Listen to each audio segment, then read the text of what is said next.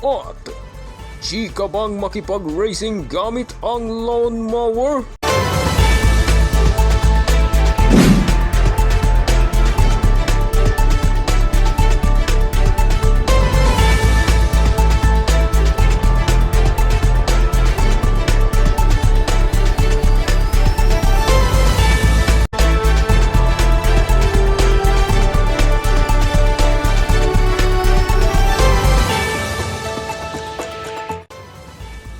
Lunes na Lunes!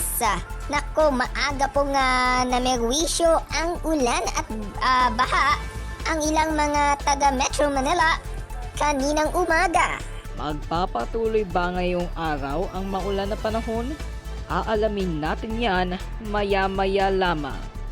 Kinamusta ni na Pangulong Bongbong Marcos Jr. at Vice President Sara Duterte ang ilang paaralan 2 linggo bago ang pagbubukas ng klase.